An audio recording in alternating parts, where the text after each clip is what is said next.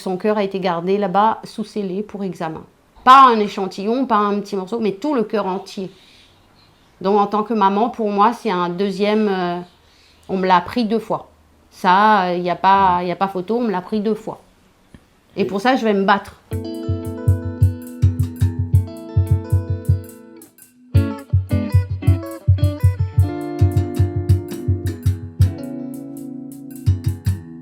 Là, je rentre dans la maison de la maman de Jonathan Payette, qui est un jeune réunionnais qui est de la rivière Saint-Louis. On voit sa photo ici. Il avait 30 ans quand il est décédé en France, à Toulouse, le 3 novembre 2022. J'ai avec moi la maman de Jonathan, Chantal. Oui. Bonjour. Bonjour à Et tous. à côté, Anthony, qui était son compagnon. Ouais, bonjour, oui. Voilà. Et est-ce que vous pouvez nous dire un peu comment ça s'est passé, cette histoire? Comment il est décédé et qu'est-ce qu'il est advenu ensuite? Ben écoutez, Jonathan, il est décédé en métropole le 3 novembre, suite à un infarctus du myocarde. Donc, c'est-à-dire un arrêt cardiaque, on va dire ça comme ça, c'est plus facile. Et en apprenant ce décès, le choc bien sûr pour une maman de perdre son enfant, on attend la fin des résultats de l'autopsie pour pouvoir être rassuré en nous disant vraiment c'est ça, il est décédé de ça. Comment se fait-il qu'il y ait eu une autopsie? Il y a eu une autopsie parce que Jonathan il avait 30 ans et il est décédé sur la voie publique. On l'a retrouvé sur la voie publique, il n'était pas bien sur la voie publique et comme il était jeune, donc le médecin a mis un obstacle au décès. C'est suite à ça qu'ils ont demandé une autopsie. Le deuxième drame, c'est que vous avez fait rapatrier le corps pour l'enterrer à la rivière Saint-Louis. C'est ça. C'est ça. Le rapatriement n'a déjà pas été simple lui-même, je crois que ça a pris une vingtaine de jours. 15 jours. 15 jours, on va dire. 15 jours. 2 semaines. Ouais, 2 semaines. 2 semaines. Et 2 semaines. vous avez reçu à un moment donné l'autopsie, et dans le rapport d'autopsie, Oui. vous avez été choqué d'y apprendre que le cœur avait été prélevé. C'est ça. C'est ça. Prélevé, gardé sous scellé pour des examens. Chose qu'on nous a pas, on nous l'a pas informé. Il a été enlevé de Jonathan comme ça, mis sous scellé. On l'a appris ça quelques jours avant Noël. Après l'enterrement, bien sûr, a été fait le 18 novembre. Il est arrivé ici à La Réunion le 17. Le 18, il a été enterré. Et quelques jours avant Noël, sur ce rapport d'autopsie, effectivement, on nous dit que son cœur a été gardé là-bas sous scellé pour examen. Tout son cœur. Pas un échantillon, pas un petit morceau, mais tout le cœur entier. Donc en tant que maman, pour moi, c'est un deuxième... on me l'a pris 2 fois. Ça, il n'y a pas photo, on me l'a pris 2 fois. Et pour ça, je vais me battre. Quelle est votre demande aujourd'hui? Ma demande, c'est que je puisse, à la fin des examens, bien sûr, s'il y a examen de demander ou de fait, à la fin des examens, qu'on me rende l'organe de mon enfant.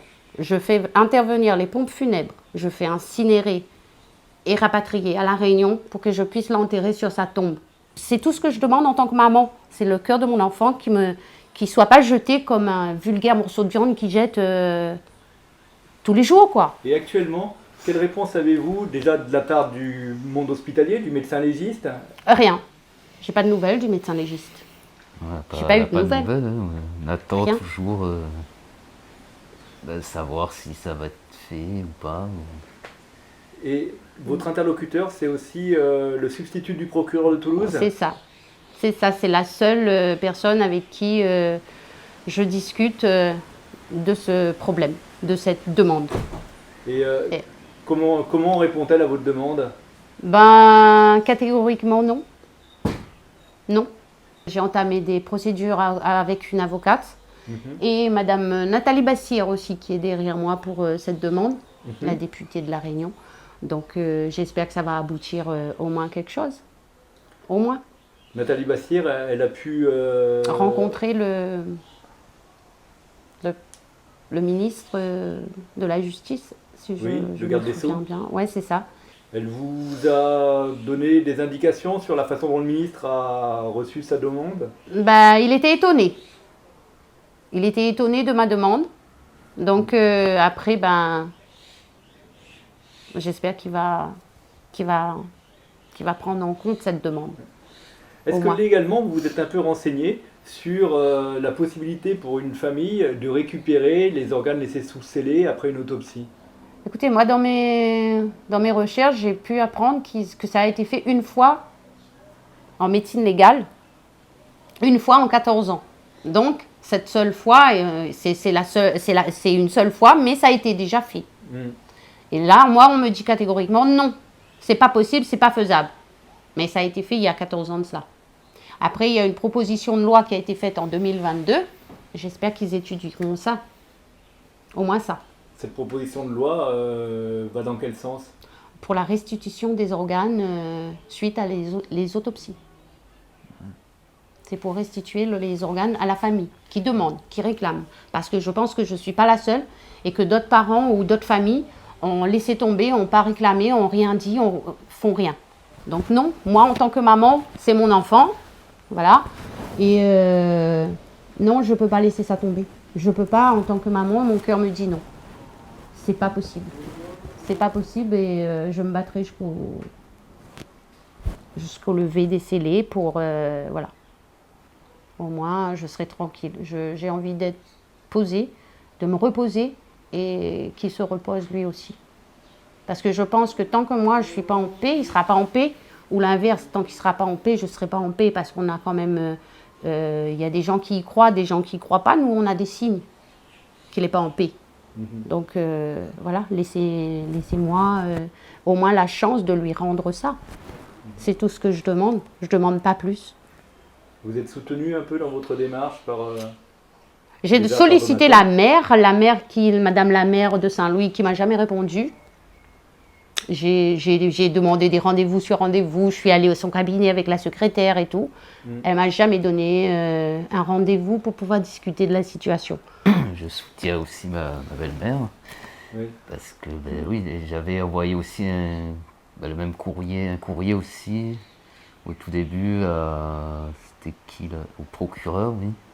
De Toulouse, demandant la même chose, quoi, que le cœur soit restitué parce qu'on n'arrive pas à trouver la paix, il fallait que ça soit restitué parce qu'on n'avait pas avancé dans le deuil, tout ça, quoi. On n'arrive pas à avancer, c'est ça le problème. Voilà. Lui-même, il aurait été content si son cœur était encore en bon état et que je puisse autoriser ou donner, les médecins donner à quelqu'un d'autre pour qu'il vive à travers quelqu'un d'autre. J'aurais été la maman pas la plus heureuse parce que lui, il n'est plus là, mais j'aurais été une maman fière et comblée aussi de savoir que mon fils, lui, il est parti, mais il a donné la vie à quelqu'un d'autre. Il n'y a pas photo, Si son cœur était encore en état d'être transféré sur quelqu'un d'autre, j'aurais été pas contre. Son cœur, il était malade, donc on ne peut pas le transmettre à quelqu'un d'autre. Mais je ne veux pas non plus, en tant que maman, me dire que cette partie-là de mon enfant, c'est son cœur, avec son cœur, il me disait « Je t'aime, ma petite maman chérie. Je t'aime, bonne fête, ma petite maman chérie. Joyeux anniversaire, ma petite maman chérie. » Non, je peux pas. C'est pas possible. Après, c'est peut-être aussi une forme de me dire, voilà, qu'il est encore là. C'est peut-être ça aussi, hein, je sais pas, mais au fond de moi, mon cœur me dit non, de pas laisser tomber. Si vous avez aimé cette vidéo de Parallèle Sud, média réunionnais indépendant, partagez-la. Et si vous voulez soutenir la liberté de la presse, faites un don sur notre site parallèlesud.com. L'info est un droit, mais elle a un prix.